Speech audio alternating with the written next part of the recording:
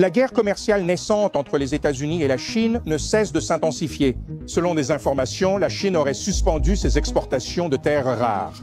Il est difficile de prévoir l'évolution, mais cela paraît de plus en plus probable. L'objectif des États-Unis est de réorienter le commerce mondial loin de la Chine. Ils peuvent infliger beaucoup de souffrance à leur propre population et ils seront prêts à le faire pour gagner cette guerre commerciale contre les États-Unis. C'est une très mauvaise nouvelle pour la Chine, où l'économie est probablement déjà en train de se contracter. La Chine vient de déclencher une guerre nucléaire économique avec sa toute nouvelle interdiction d'exportation. Le Parti communiste chinois voulait gagner les négociations commerciales en cours avec les États-Unis. Et seulement 2 semaines avant la signature de l'accord final, ils ont lancé une attaque surprise contre les entreprises américaines. Mais voyez, Xi Jinping réalise maintenant qu'il a sans doute surestimé ses capacités. C'est parce que la Chine s'attendait à ce que les États-Unis cèdent rapidement. Mais les États-Unis ripostent, et ils frappent avec la Chine là où ça fait mal. Donc, cette histoire commence au milieu du mois de septembre. Les 14 et 15 septembre, des délégations américaines et chinoises se sont rencontrées à Madrid, en Espagne. Le but de la réunion était de régler les discussions commerciales, de régler tous les détails. C'est là qu'un accord a été trouvé sur la manière de gérer TikTok. Ils se sont aussi mis d'accord sur un point très important. Les 2 parties ont annoncé une trêve temporaire, sans nouvelles restrictions ou tarifs, jusqu'à la fin des négociations commerciales. La prochaine réunion est fixée fin octobre. C'est là que le président Trump et Xi Jinping devaient se rencontrer en Malaisie, lors du sommet de la coopération économique d'Asie du Sud. Mais vous voyez, le chef négociateur chinois a vu quelque chose à Madrid qui lui a donné une drôle d'impression. Il est parti, pensant que les États-Unis étaient un peu trop pressés de conclure cet accord commercial, et il croyait que la Chine pouvait profiter de cette impatience américaine. Mais il s'est bien trompé, et nous allons y revenir dans un instant. Depuis le jour de la libération, le 2 avril, les États-Unis appliquent un tarif douanier de 30% sur les produits chinois importés. 30% c'est bien moins que les 145% annoncés initialement par le président Trump en avril. Mais c'est encore assez élevé pour nuire à de nombreuses usines chinoises. Donc, la Chine voulait utiliser son influence pour amener les États-Unis à supprimer ce tarif de 30%. Et c'est pourquoi, il y a quelques nuits, la Chine a lancé ce que beaucoup ont appelé l'équivalent économique d'une bombe nucléaire. Je considère l'annonce d'hier faite par la Chine et le Parti communiste chinois comme un moment Spoutnik pour l'Amérique. En 1957, l'Union soviétique a lancé Spoutnik, un satellite, dans l'espace. Et ce que nous avons compris, c'est qu'ils essaient de montrer au monde qu'ils vont dominer économiquement, militairement et technologiquement. Et c'est exactement ce que fait la Chine en ce moment en utilisant ce qu'elle va acheter et vendre pour vraiment freiner notre économie. Vous savez, certains ont qualifié cela de guerre économique. Vous savez, d'un moment Pearl Harbor pour notre économie. Pour moi, cela signifie que nous avons besoin de tout le monde pour gagner cette compétition. Et nous avons besoin que les gens arrêtent de traiter la Chine comme si c'était un pays normal dans l'économie. Ils ne méritent pas le statut de relation commerciale normale.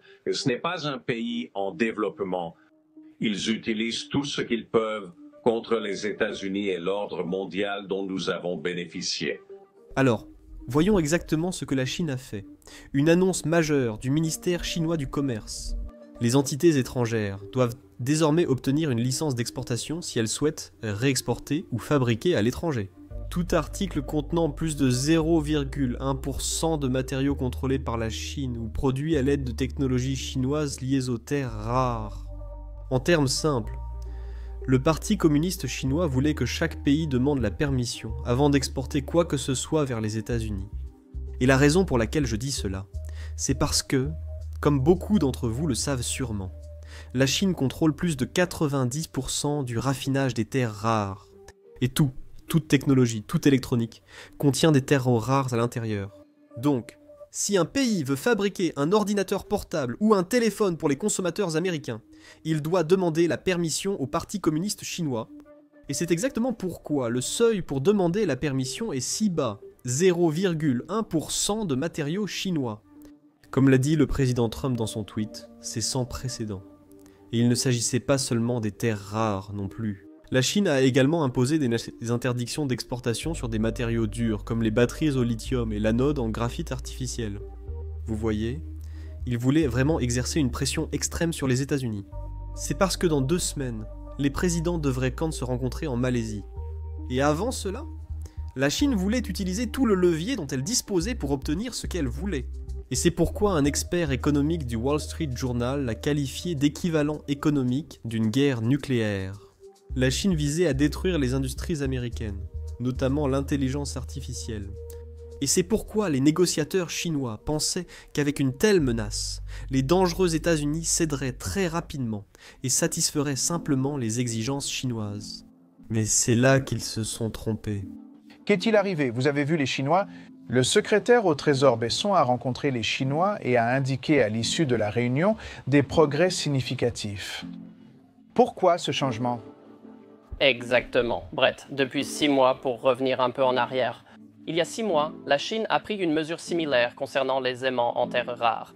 Et au cours des 6 derniers mois, nous avons réussi à assurer le flux régulier de ces aimants vers la Chine. Nous avons réussi à obtenir une trêve fragile avec la Chine. En ce qui concerne les droits de douane, nous continuons d'imposer des droits élevés à la Chine, mais nous sommes capables de leur parler et d'avoir une excellente communication. Cette action vient de se produire, mais négocier avec la Chine, ce n'est pas jouer à la dinette. Ils avaient ou ont une réunion prévue avec le président Trump.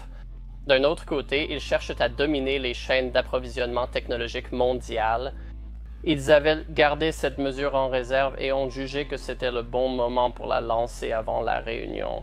Je pense qu'ils ont mal calculé ici. Eh bien, ont-ils mal calculé? Parce que voici comment le président Trump a réagi lorsqu'il a appris les actions des Chinois. On vient d'apprendre que la Chine a adopté une position très agressive sur le commerce en envoyant une lettre hostile au monde entier, déclarant qu'à partir du 1er novembre, ils allaient imposer des contrôles à l'exportation à grande échelle sur pratiquement tous les produits qu'ils fabriquent, et même sur certains produits qui ne sont même pas fabriqués par eux. Cela concerne tous les pays sans exception, et il est évident que c'était un plan élaboré par eux il y a des années. C'est absolument inédit dans le commerce international, et c'est une honte morale dans les relations avec les autres nations. Étant donné que la Chine a pris cette position inédite, et en parlant seulement au nom des États-Unis d'Amérique, non des autres pays. À partir du 1er novembre, les États-Unis imposeront un tarif douanier de 100% à la Chine, en plus de tout tarif qu'ils paient actuellement. Les usines chinoises devront payer un tarif de 130% sur tout ce qu'elles veulent vendre aux États-Unis, soit 30% initiaux, plus 100% supplémentaires. Dès le 1er novembre, nous appliquerons des contrôles à l'export sur tous les logiciels critiques. Il est difficile de croire que la Chine ait agi ainsi, pourtant c'est le cas. Le reste appartient à l'histoire. Merci de votre attention. Maintenant, vous voyez, c'est là que le Parti communiste chinois s'est trompé. Et laissez-moi vous expliquer pourquoi je dis cela. Le Parti communiste chinois estime que leur levier réside dans la volonté américaine de conclure rapidement un accord commercial. Mais ils oublient que le levier des États-Unis vient du fait que l'économie chinoise n'est tout simplement pas en bonne santé structurellement. Ils traversent une crise immobilière, leurs fabricants sont proches de l'effondrement. Et si le Parti communiste chinois veut intensifier la guerre commerciale, eh bien, devinez quoi? Les usines ont beaucoup plus besoin des consommateurs occidentaux que les consommateurs occidentaux n'ont besoin de ces usines chinoises. Eh bien, tout d'abord, je dirais que l'économie chinoise repose sur l'idée qu'ils peuvent continuer à produire et à exporter d'énormes quantités d'excédents, franchement de biens manufacturés et les envoyer vers les marchés étrangers. Les États-Unis sont le premier consommateur, le premier importateur. Nous sommes la décharge des produits chinois, ce qui représente un levier majeur. C'est ainsi qu'ils ont accepté de négocier en mai dernier. La première fois, nous avions de très hauts tarifs douaniers sur eux, mais ce n'était pas notre souhait. Nous souhaitons une relation commerciale équilibrée avec la Chine. C'est juste, mais c'est un chemin semé d'embûches pour y parvenir. Vous savez, nous avons un marché, ils ont un gouvernement qui dirige l'économie de leur pays, nous avons un marché libre, et pour eux, c'est le gouvernement. Nous en avons parlé au début de cette guerre commerciale, en avril. Mais la personne qui achète les biens a beaucoup plus de pouvoir que celle qui les vend. C'est vrai dans la plupart des cas. De plus, la situation de la Chine est plus complexe, car les consommateurs américains aiment acheter des produits, et les États-Unis sont son principal partenaire commercial. Il est difficile de remplacer le consumérisme américain, Peu de pays dans le monde peuvent acheter comme les Américains achètent. Et les usines chinoises qui approvisionnent ces consommateurs aux États-Unis ne peuvent pas simplement se retourner et commencer à vendre ces produits aux gens en Asie ou aux gens sur d'autres continents. Le consommateur américain, lui, peut acheter ses produits à l'étranger. En fait, des pays comme le Vietnam, l'Inde et même le Mexique n'attendent qu'une occasion de devenir l'usine des États-Unis. Ils ont vu ce que cela a fait à l'économie chinoise, et ils veulent être les prochains. En résumé, la Chine réalisera bientôt qu'elle dépend davantage des États-Unis que l'inverse. Et l'histoire de l'avion en est l'exemple parfait. En avril, Xi Jinping a déclaré aux compagnies aériennes chinoises « Nous sommes en guerre commerciale avec les États-Unis. Alors n'achetez aucun avion Boeing. » Cependant, de nombreuses compagnies aériennes chinoises avaient en mot déjà commandé un Boeing et attendaient depuis environ 3 ans.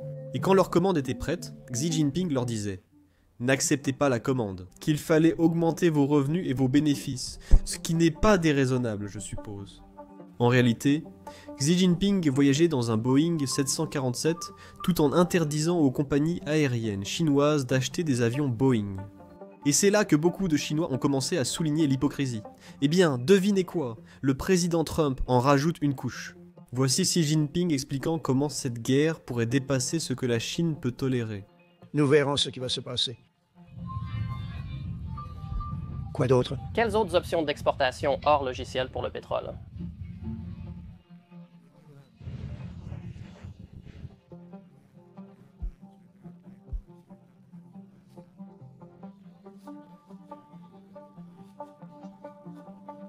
Ce n'est pas quelque chose que, vous savez, j'ai provoqué. C'était juste une réaction à ce qu'ils ont fait. Et ils ne l'ont pas vraiment dirigé contre nous. Ils l'ont dirigé contre le monde entier. Le monde entier est... C'était vraiment mauvais. Mais nous avons beaucoup, dont une chose importante, le monde arabe. Mais ils ont de nombreux avions Boeing et ont besoin de nombreuses pièces, Steve.